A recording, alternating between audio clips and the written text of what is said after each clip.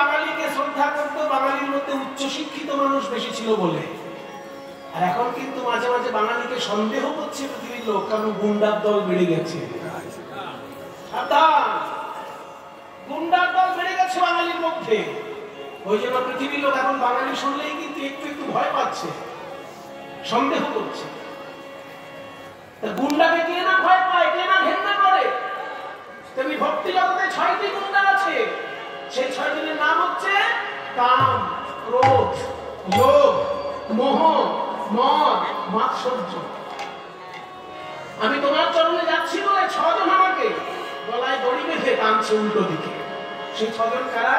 কাম, ক্রোধ, লোভ, মোহ, মদ, মাৎসর্য। সেটা নরোত্তমদাস বলছেন দুটো নামে, লোভ, মোহ। এই দুটোই আমাদেরকে বেশি ক্ষতি করে। লোভ, মোহ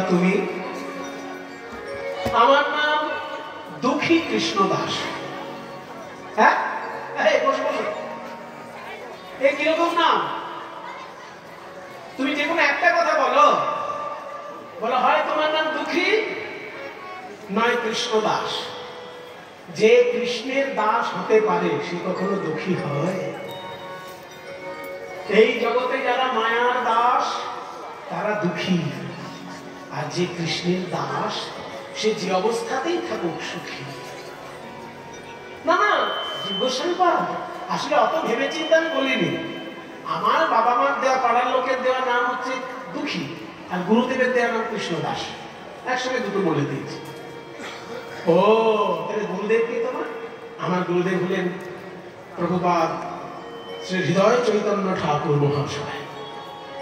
হৃদয় চৈতন্য ঠাকুর এই কে আছিস? শীতের জল দে, জল দে। সন্দেশ প্রসাদ এনে দে।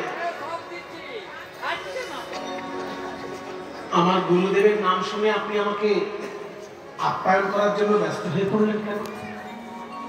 বাবা, হৃদয় চৈতন্য ঠাকুরের শিষ্য তুমি, এই হৃদয় চৈতন্য নামটা কেন হলো জানো না? শোনো তোমার গুরুদেবের কথা। তোমার গুরুদেবের যিনি গুরুদেব তিনি হচ্ছেন নিত্যানন্দের খোর শ্বশুর গৌরীদাস পণ্ডিত। তার আশ্রমে যখন তোমার গুরুদেব ভক্তরূপে প্রথম এসেছিল, সেই সময় একদিন গৌরীদাস পণ্ডিত বসেছিল, বলেছিল, তখন তার নাম ছিল হৃদয় আনন্দ, আগে নাম ছিল হৃদয় আনন্দ। তো বলেছিল, হৃদয় আনন্দ তুই এক কাজ করতো, আমার আশ্রমটা একটু দেখে শুনে রাখ, আমি কিছুদিন পরে আসবো। এই বলে চলে গেছি গুরুদেব কোন একটা কাজে। আর তার মধ্যে চলে এসেছে দোল পূর্ণিমা। আর দোল পূর্ণিমা মানেই তো মহাপ্রভুর জন্মদিন। কোন বৈষ্ণব কোন উৎসব করুক না করুক, মহাপ্রভুর জন্মদিনে তো উৎসব করবি। তাই মহাপ্রভুর জন্মদিন পালন করতে গিয়ে তোমার গুরুদেব হৃদয় আনন্দ একটা উৎসব শুরু করে দিলেন। আর সেই উৎসব চলাকালীন সময়ে গৌরীদাস পণ্ডিত এসে গেছেন। এসে দেখলো আমার আশ্রম উৎসব হচ্ছে, কেউ তোমায় জানায়নি, বলে আপনার শিষ্যই শুরু করেছে। হ্যাঁ, আমার শিষ্য আমার অনুমতি না নিয়ে উৎসব শুরু করে দিয়েছে। এসে ধমক দিলেন, হৃদয় আনন্দ তুমি কোন সাহসে উৎসব শুরু করেছো? মহাপ্রভুর জন্মদিন পালন করে। ভালো কথা, কিন্তু আমার কাছে অনুমতি না নেবার জন্য তোমার অপেক্ষা করতে হতো। এই উৎসবের মধ্যে যদি কোনো ত্রুটি বিচ্যুতি হয়ে যায়, বদনামটা কার হবে? তোমার ব্যক্তিগত বদনাম হবে না আমার আশ্রমের বদনাম হবে? এক্ষুনি বেরিয়ে যাও আশ্রম থেকে, বেরিয়ে যাও তুমি। যেই না আশ্রম থেকে বার করে দিয়েছে হৃদয় আনন্দকে, হৃদয় আনন্দ গঙ্গার ধারে গিয়ে মহাপ্রভু পুজো করছে, মহাপ্রভু ভোগারতি ব্যবস্থা করছে। আর এদিকে হৃদয়ে আনন্দ গঙ্গার তীরে গিয়ে মহাপ্রভুকে ডাকছে। আর এদিকে মন্দিরে গৌরীদাস পণ্ডিত যখনই দরজা খুলেছে, দেখে মন্দিরে নিতাই গৌরের বিগ্রহ নয়। দেখি আমার ঠাকুর কোথায় গেল? শেষকালে দেখে সেই নিতাই গৌর, গৌরীদাস পণ্ডিতের নিতাই গৌর হচ্ছে জাগ্রত নিতাই গৌর। কারণ নিতাই গৌরের আদেশে ওই মূর্তি তৈরি হয়েছে সামনে বসিয়ে।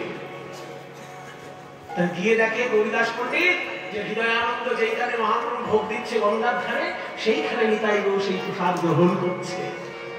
এই দৃশ্য বর্ষণ করে আর সহ্য করতে না পেরে তখন বুকে জড়িয়ে ধরে বললেন, ওরে তোর হৃদয় মাঝে আমার নিতাই গৌরকে আমি নৃত্য করতে দেখেছি, তাই এতদিন তোর নাম ছিল হৃদয় আনন্দ, তোর হৃদয়ে চৈতন্যদেব নৃত্য করেছেন, তাই আজ থেকে তোর নাম হৃদয়ে চৈতন্য। সেই হৃদয় চৈতন্যের শিষ্য তুমি। বল কি কাজে এসেছে? হে জীব গোস্বামী, আপনি দয়া করে আমাকে রাধা গোবিন্দের গোপী ভাবের শিক্ষা দান করুন। গোপী ভাবের শিক্ষা তো কঠিন। নিজেকে ভাবতে হবে নারী, নিজেকে ভাবতে হবে বৃন্দাবনের গোপী, নিজের সমস্ত স্বরূপ ভুলে যেতে হবে। আমি কার ছেলে, কে আমার বাবা মা, কোথায় আমার জন্ম, এসব ভুলে যেতে হবে। নিজেকে ভাবতে হবে আমি বৃন্দাবনের কিশোরী। পুরুষ মানুষ হলেও তাকে নিজেকে নারী ভাবতে হবে।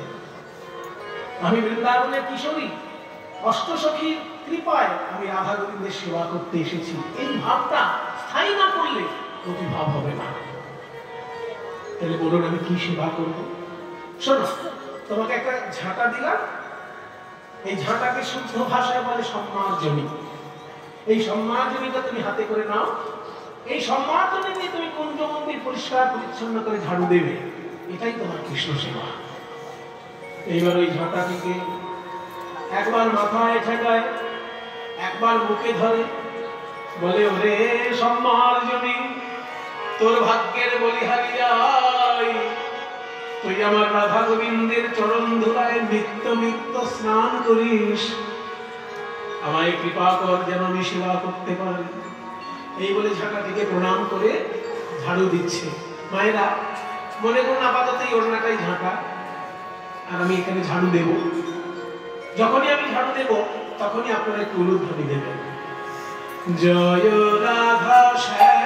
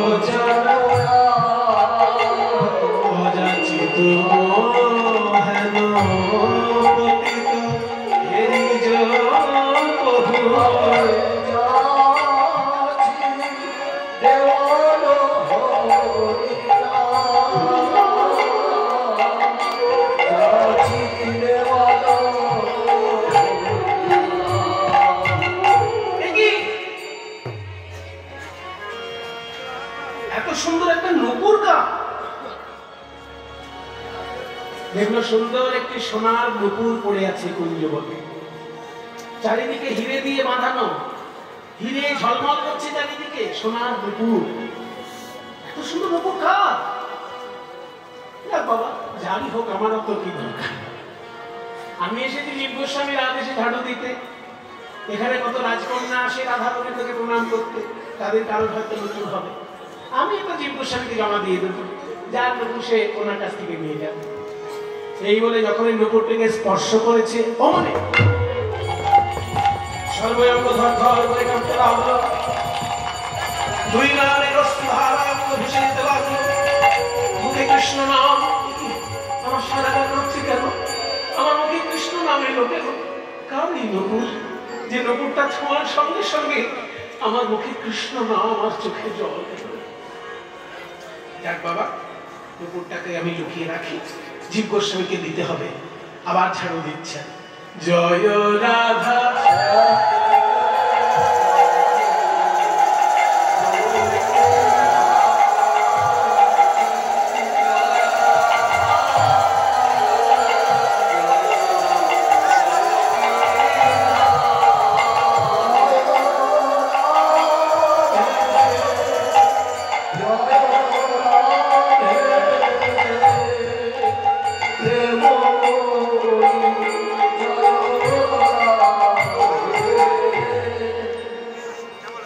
এই নুপুরটি আসলে কার বাবা?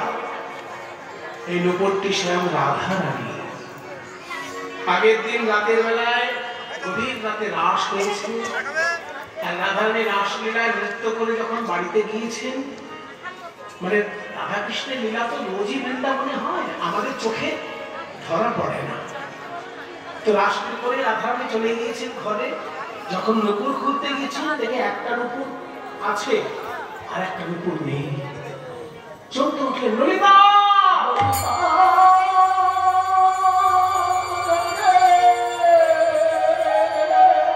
সর্বনাশ, এই যে কেবল একটা পায়ের নুপুর হারিয়ে গেছে।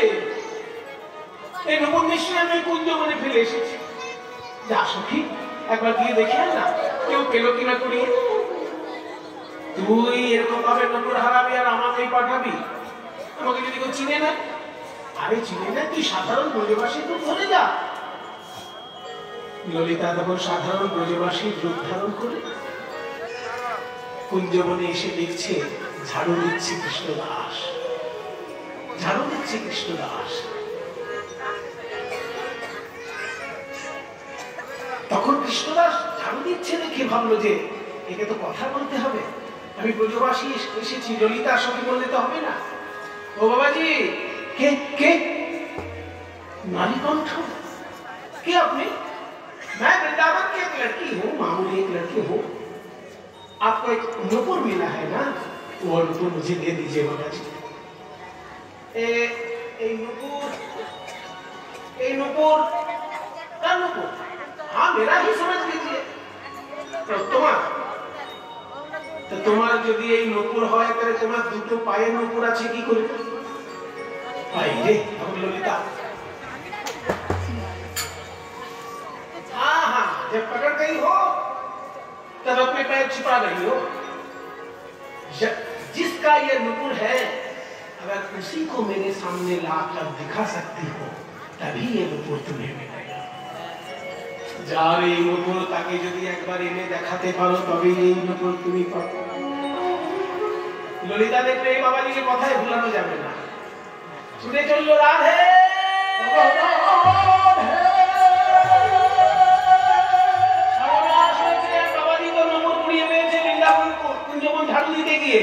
আমি বললাম আমার নুপুর দিয়ে দাও, বলে তোমার পায়ে তো নুপুর আছে, এটা আবার তাহলে তোমার কি করে হয়? পুরি বাপরে, কত কথা বলে বাবাজি।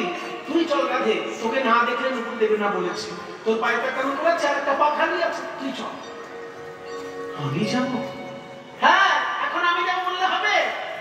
আমি যেমন সাধারণ ব্রজবাসী রূপে গেছি, তুই আমার সঙ্গে ছদ্মবেশে চল। চল ললিতারে সঙ্গে করে রাধা রানী চল।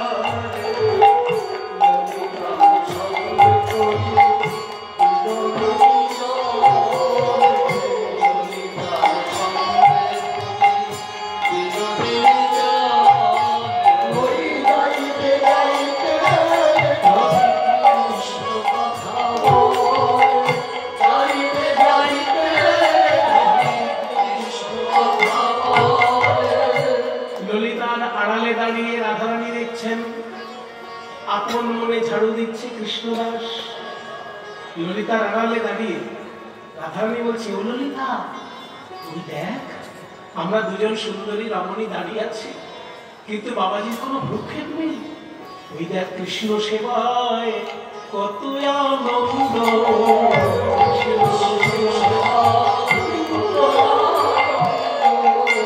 ওই দেখ সেবা সুখে ডুবে আছে, আমাদের পানে চাইছে না রে।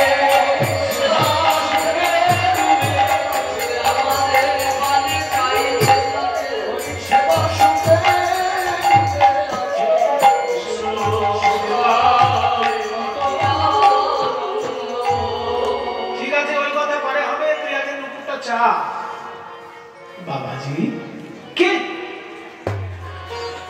आवाज मानी कौन? बाबाजी आपको ये जो नुपुर मिला है ना, वो नुपुर मिला है, दे दीजिए। की करे मुझ बेटा तुम्हारा? देखिए बाबाजी, मेरे एक पैर में नुपुर है, दूसरे पैर में नुपुर नहीं है, आप दे दीजिए। हाँ, तुम्हारा एक पैर नुपुर तो नहीं देखते, एक पैर नुपुर आज एटाई तुम्हारा नुपुर बिना की करे मुझे। ठीक है बाबा जी, आप एक काम कीजिए, दोनों नुपुर आसपास रख के मिलाकर देखिए, दोनों नुपुर एक जैसे हुए कि नहीं।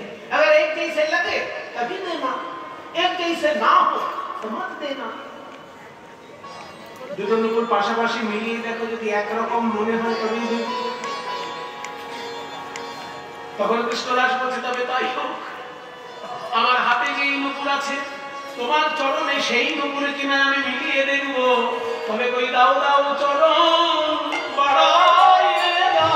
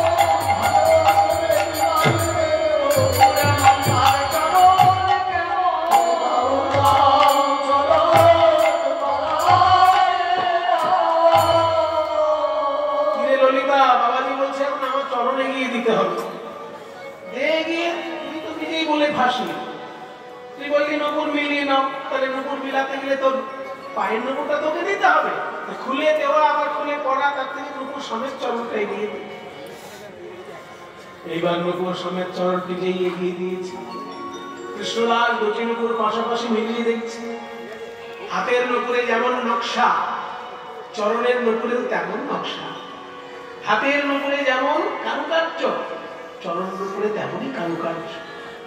वाह बाबाजी अब तो दे दीजिए। बोले हाँ नुपुर দুটো এক সেটা প্রমাণ হয়েছে, কিন্তু এই নুপুর ওই চরণের নুপুর কিনা সেটা তো এখনো প্রমাণ হয়নি। आप क्या बोलना चाहते हैं बाबा जी? না দেখো এমনও তো হতে পারে যার নুপুর সে বাড়িতে ঘুমিয়ে পড়েছে, এবার তার পা থেকে একটা নুপুর খুলে নিয়ে তুমি তোমার নিজের পায়ে পড়ে চলে আসতে পারবে। এবার যার নুপুর সে হয়তো ঘুমিয়ে আছে, জানে না তার নুপুর হারিয়ে গেছে, সে সেই মেয়েটি যদি আসে আবার। आप क्या बोलना चाहते हैं बाबा जी? मेरा ही नुपुर है। आप कैसे प्रमाण कर सकते कि मेरा नुपुर नहीं है? मैं तो दावा कर रहा हूं कि नुपुर मेरा ही है। আমি দাবি করছি যে নুপুরটি আমার। এবার আপনি প্রমাণ করুন দেখি নুপুরটি আমার নয়। উল্টো দিক দিয়ে ফেলেছে। কৃষ্ণদাস বলতে সে প্রমাণ আমি এখনই করে দিতে পারি। কিভাবে? মায়েরা খেয়াল করুন, ভক্ত হতে গেলে কত বুদ্ধিমান হতে হয়। সমস্ত কুঞ্জ মন্দির ঝাড়ু দিয়েছে, কিন্তু যেই জায়গাটায় নুপুর কুড়িয়ে পেয়েছে ওই জায়গাটা গোল দাগ দিয়ে রেখেছে, ঝাড়ু দেয়। কারণ যে চরণের নুপুর সেই চরণের চিহ্ন ওই কুঞ্জের মাটির ধুলোতে পরিষ্কার দেখা যাচ্ছে। তাহলে এই যে চরণের চিহ্নটি আছে নুপুর যেখানে কুড়িয়ে পেয়েছে, এই চরণের চিহ্ন যদি তোমার ওই খালি পায়ের তলে ওই পদতলে যদি থাকে তবে জানবো এই চরণ আর ওই চরণ। বলে তাহলে চরণ চিহ্ন আমায় দর্শন করা। কি রে ললিতা, এই দুদিনের বাবাজি কি বলে কি আমার চরণ চিহ্ন দেখতে বলছে? রাধে, তুই যত বিলম্ব করবি নতুন পেতে তত বিলম্ব হবে। বলছি যখন দেখিয়ে দে তোর চরণ চিহ্ন, তোরই তো নতুন। ঠিক আছে বাবাজি, আমি চরণটি কাজ করে দেখাচ্ছি, তুমি দেখে নাও। এবার চরণটি কাজ করে কৃষ্ণদাসকে চিহ্ন দেখাচ্ছি। কৃষ্ণদাস ওই মাটিতে একবার দেখছে আর চরণ তলে দেখছে রাধারানীর চরণ চিহ্ন। সবাই একটু হাত জোড় করো। ওম রাধিকায় নমঃ। ওম ছত্রারি ধ্বজ বল্লি পুষ্পবলয়া পদ্মোধরে খাকুশাম अर्धेन्दुं च यवञ्च वाममनुया शक्तिं ददास्यन्दनम् वेदीकुण्डलनाच्य पार्वतधरम् धत्वेत्मसव्यगपदम् तां राधां चिरमुनविंशति महालक्ष्म्यार्चितां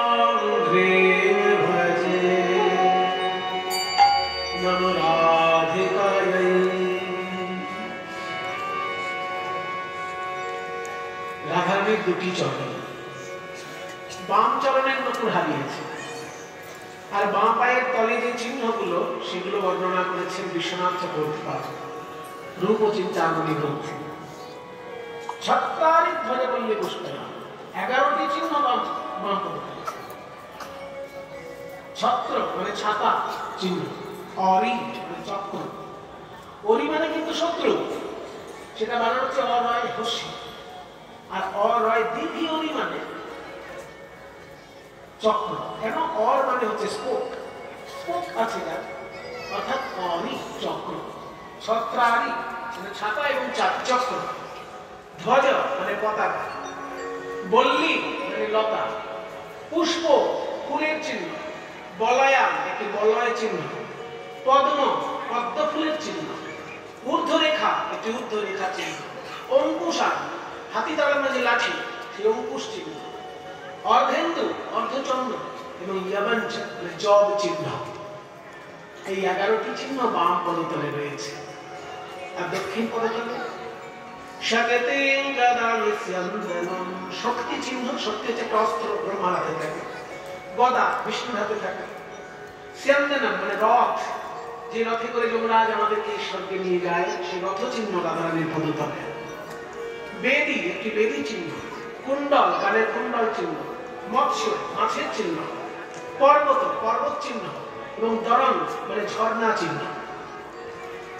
11টি বাম পদতলে, 8টি দক্ষিণ পদতলে, মোট 19টি চিহ্ন যেন 19টি মহালক্ষ্মী রূপে রাধারানীর চরণতলে বিরাজ করেছে। মহালক্ষ্ম্যাচিতাং দেবী ভজে।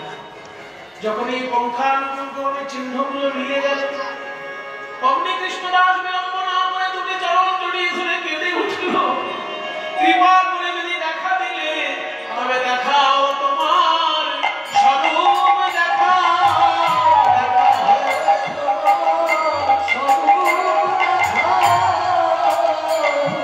যদি এসেছ হে ওহে দয়াময়ী কৃপা।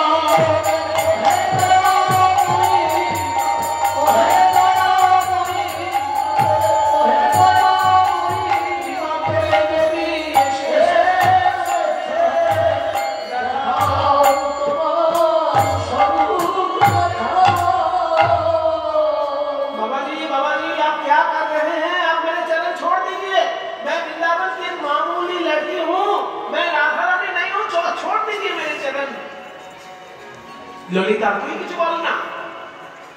ললিতা বলেছে আমি কি বলবো রানী, ও জীব গোস্বামীর শিষ্য, শিক্ষা শিষ্য আর হৃদয় চৈতন্যের দীক্ষা শিষ্য, সমস্ত শাস্ত্র জেনে ফেলেছে, তোর চরণে কি কি চিহ্ন তাও জেনে ফেলেছে, তাই তোকেও চিনে ফেলেছে। আমি বাধা দিয়েও কোনো কাজ হবে না, তুই কৃপা করে ওকে একবার নিজ রূপটি দেখা। বাবাজি আমার রূপ না দেখলে তুমি আমার নতুন দেবে না বলছো, তাহলে চোখটা একবার বন্ধ করো, আমি কৃপা স্পর্শ দিতে পারি। যেই চোখ বন্ধ করে বসেছে অমনি রাধার আমি কৃপা স্পর্শ দিলেন তার শিরে। এইবার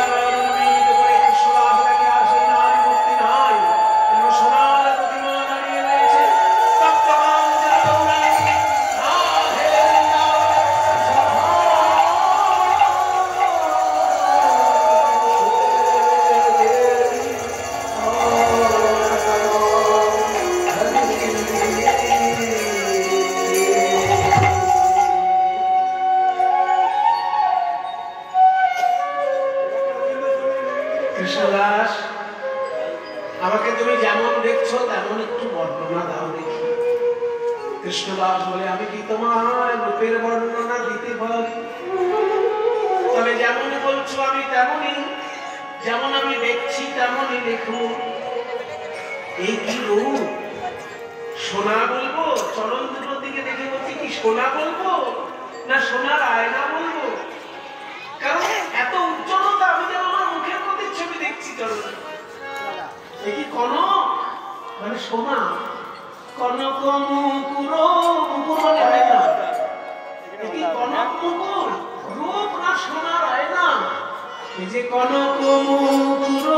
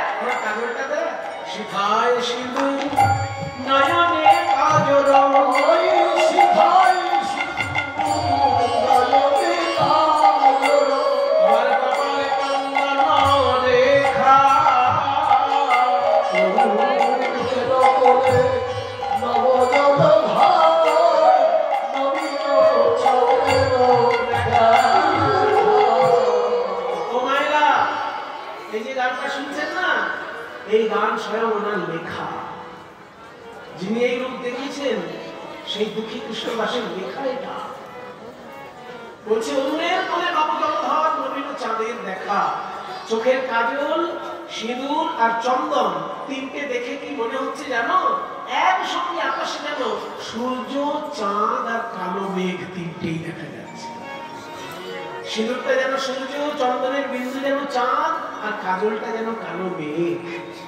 সূর্য আর চাঁদ আকাশে যদি একসঙ্গে ওঠে বাবা, জ্যোতিষীরা খুব আনন্দিত হন, কারণ ওটা একটা শুভ যোগ। ওই যোগটাকে বলা হয় পুষ্পবন্ত যোগ। যেন পুষ্পবন্ত যোগ লেগেছে পুষ্পবন্ত এই জগতের মঙ্গল হবে বলে রবি চন্দ্র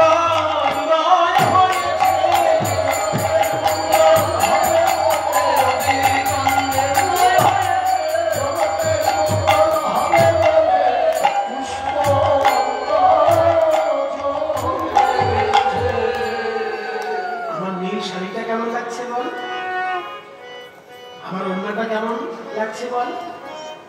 শোনো রাধে, নীল বসন রতন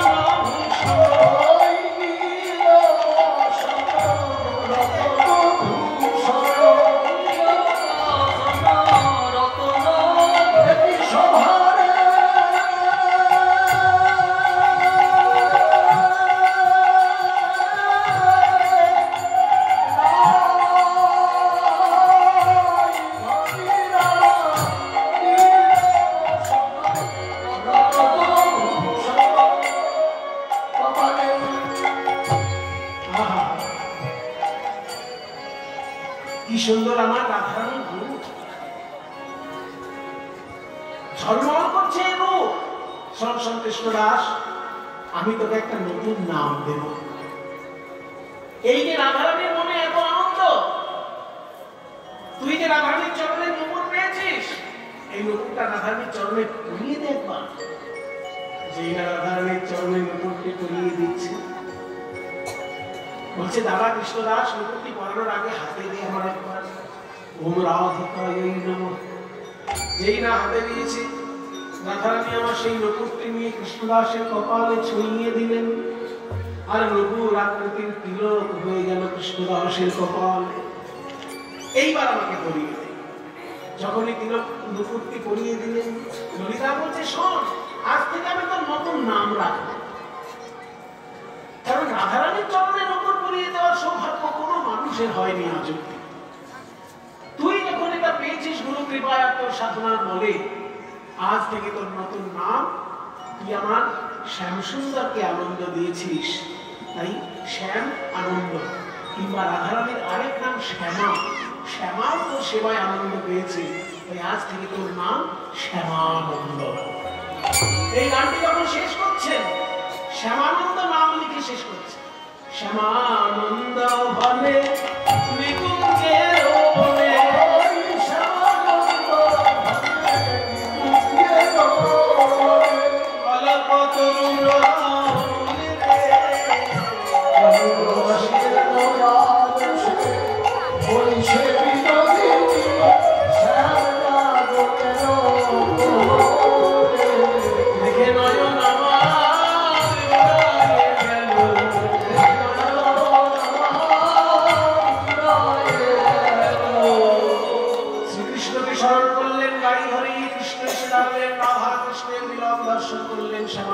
চোখ বন্ধ করলেন।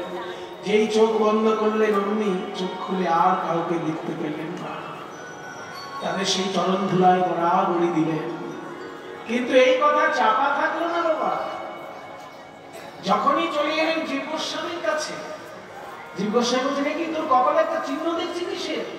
বলে গোস্বামী পাদ, স্বয়ং রাধা, স্বয়ং রাধারানী তার নূপুরটি আমার কপালে ছুঁয়ে দিয়েছিলেন, তখন থেকে আমার এই চিহ্ন। তাই নাকি? সেটা আমি জানি রে, কারণ তোকে পাঠানোর পর আমি ধ্যান করে সবকিছু দেখে ফেলেছি।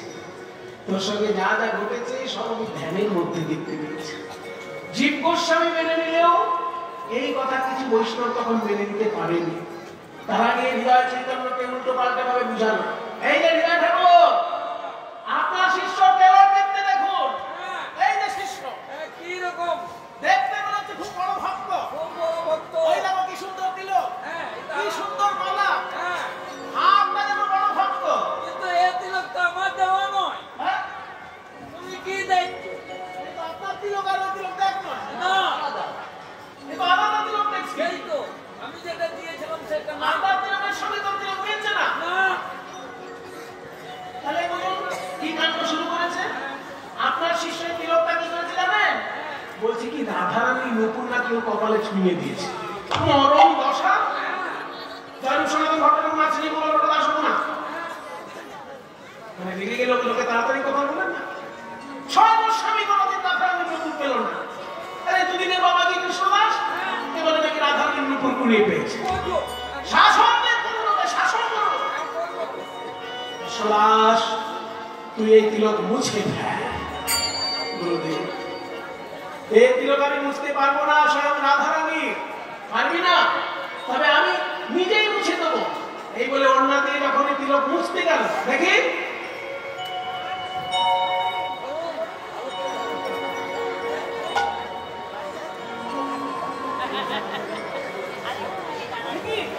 যতই মুছে উজ্জ্বল হয় গো, যতই মুছে উজ্জ্বল হয় গো, যতই মুছে উজ্জ্বল হয় গো, ওই শ্যামানন্দের নূপুর তিলক, যতই মুছে উজ্জ্বল হয় গো, শ্যামানন্দের নূপুর তিলক, যতই মুছে উজ্জ্বল হয় গো। দুষ্ট নরাধম এমন রাসায়নিক ব্যবহার করেছে, রাসায়নিক ব্যবহার করেছে, তাই আমি মুসলিম তিলক মুছছে না, তোকে বেত্রাঘাত করবো।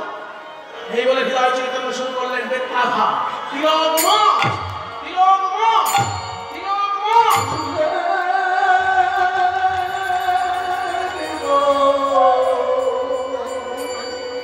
জীব গোস্বামী ছুটে এসে জড়িয়ে ধরেছে। হৃদয় ঠাকুর, আপনি এত মারছেন, ও তো আপনার শিষ্য। হ্যাঁ, শিষ্য মানে কি? শিষ্য মানে হলো যাকে শাসন করা যায়। শাসন করলে যে শাসন মেনে নেয় তাকে বলে শিষ্য। আপনি শাসন নিশ্চয়ই করবেন, কিন্তু বেঁচে থাকলে তো আমি তো শাসন করবেন। যেভাবে মারছিল তো মরে যাবে। এখন ছেড়ে দিন, পরে আবার শাসন। ঠিক আছে, জীব গোস্বামীর জন্য তুই রক্ষা পেলি, পরে ধরলে তো তিলক আমি মুছিয়ে ছাড়ব। হৃদয় চৈতন্য গিয়ে বিশ্রাম নিচ্ছে। গভীর রাত্রে স্বয়ং মহাপ্রভু দেখা দিয়েছে। হৃদয়, গৌরী, আপনি কি বাবু দেখা দিলেন? কিন্তু আপনার গায়ে বেত্রাঘাতের চিহ্ন কেন প্রভু? তুমি বেত্রাঘাত করেছ তোমার শিষ্যের অঙ্গে, সেই বেত্রাঘাত আমার গায়ে লেগেছে। গৌরী, কি করে বলো? আমি তোমার শিষ্যের গায়ে মারলাম। শিষ্য শিষ্য যদি সত্যিকারের শিষ্য হয়, তার সম্পর্কে শাস্ত্র কি লিখেছে? শিষ্য যদি দীক্ষাকালে শরণাগত হইয়া করে আত্মসমর্পণ, শরণাগত হইয়া করে আত্মসমর্পণ, সেই কালে কৃষ্ণ তারে করে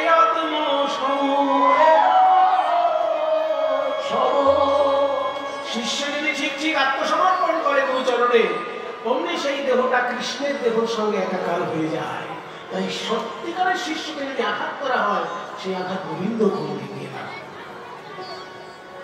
আমি বুঝতে পারিনি, প্রভু ক্ষমা করুন। সঙ্গে সঙ্গে ছুটে এলো কৃষ্ণদাসের কাছে। ওরে কৃষ্ণদাস,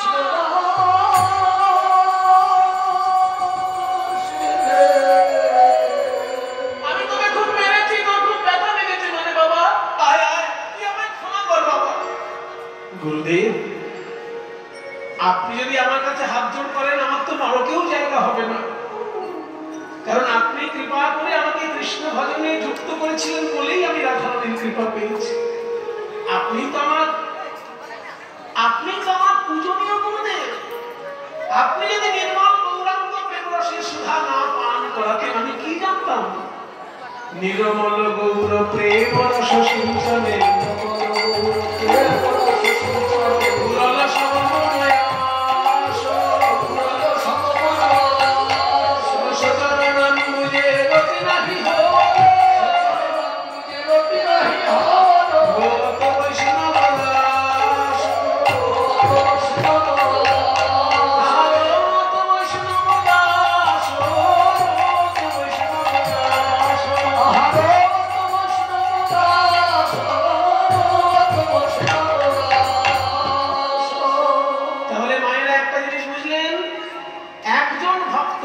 কিন্তু তার চারটে নাম।